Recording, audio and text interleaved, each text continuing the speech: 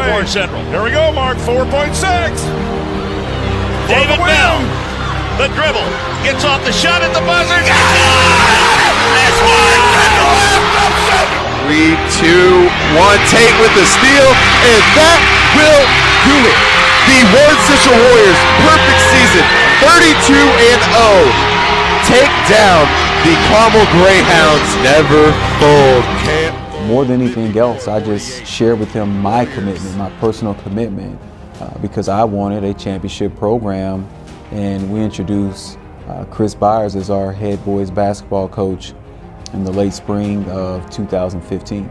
I think he just brought the winning aspect over here to the basketball program, and it obviously lifted us up, not only as a basketball program, but as a community also through the tough times. You know, we always went from usually a high in football, you know, in the fall season, and then it would sort of take a big dip in the winter season. And now it's like, you know, we're just ramping it up. People pretty much all around across the city just didn't recognize Warren as like a basketball school, just mainly known for football. And I think like just Coach Beyers, like just with his help, just changed the culture of basketball here. The 32-0 again, you know, that's something that had never happened with that many wins and things. And the reason that made the 32-0 so good is because you end up winning the state championship. And I was always told, you know, Warren Central's a football school, it's a football school. And I said, yeah, but Indiana's a basketball state.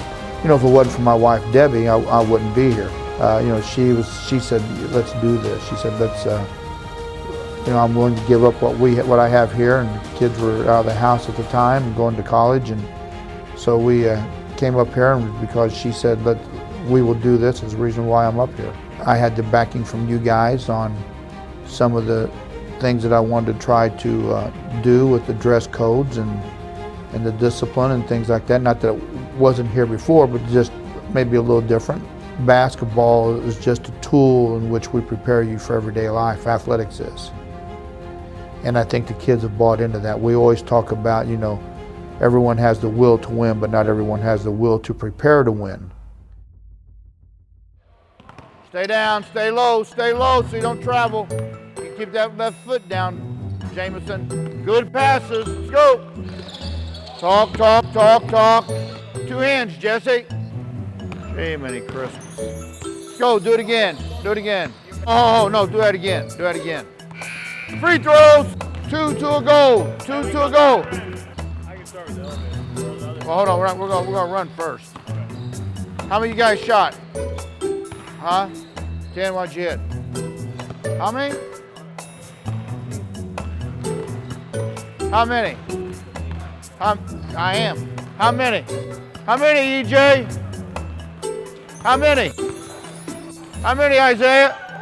Okay, right over here, let's go. Didn't hit 90%. No. About 82, 83. Let's go. Got 10, go. Spread out a little bit. You guys know you're getting filmed, be last. Grew up at the boys club and always around basketball, and just loved the game, and I enjoyed coaching the game. So just started working out with kids back then, and just I've done it since I was a young guy.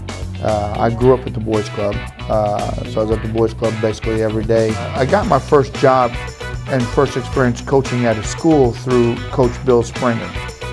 And you know Mr. Springer, he was the coach at Bloomington South at the time. This was in the 70s, towards the late 70s. And then the following year, he offered me a position to come and help coach at Bloomington South with the high school team. And I helped with the freshman team, which Lou Ann McCammon teaches here. Her dad was the head freshman coach. So I helped him, and I also helped some with the varsity. So that was my first experience with coaching at a school. And his philosophy defensively was a lot the same as IU's and Coach Knight's. And then I was there in 80 through 82. I had an opportunity to work with the IU basketball team and with Coach Knight. And Coach Knight just, you know, along with Coach Springer and of course J.R. Holmes, I mean, you know, you learn how to do things the right way. And they always talked about being prepared, and always talked about things that you prepare for, but also you prepares you for life after basketball. And so I thought that was, a great lesson. And everybody always talked about how hard it is, or maybe how hard it would have been to work for Coach Knight, and it was easy. I mean, you had a job to do and you did it. He didn't micromanage you or any of the other assistants. Everyone knew what their responsibility was, and you just did it. Your staff has to be on the same page as you are. This is what I believe in. I believe in man-to-man defense. I don't play zone, very little zone, if any at all.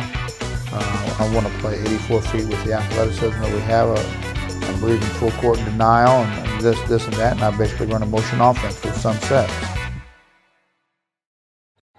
Let's go. Let's go.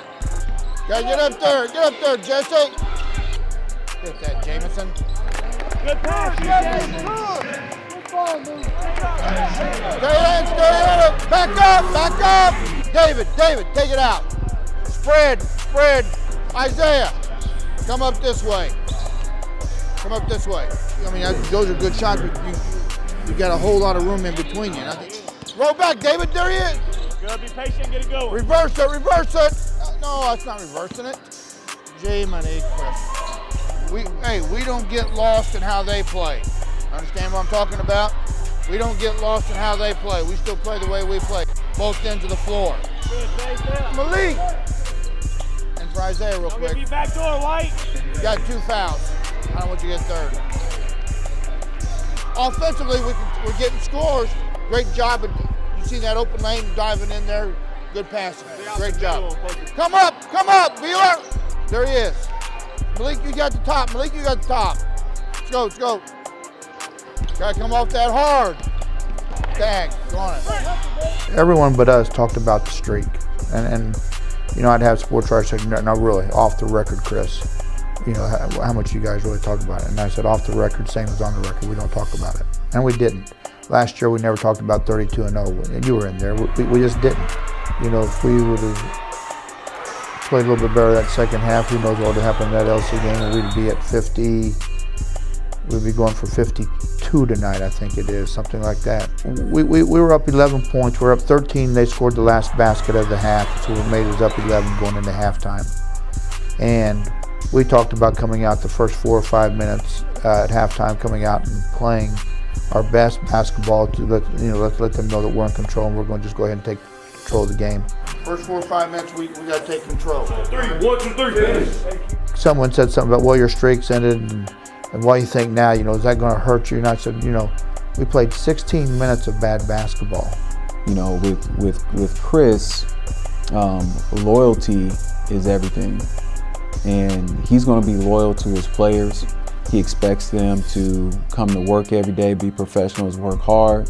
And there's nothing, and I repeat, there's nothing that he wouldn't do for his players or the families of his players to make sure that they have what they need to be comfortable and successful.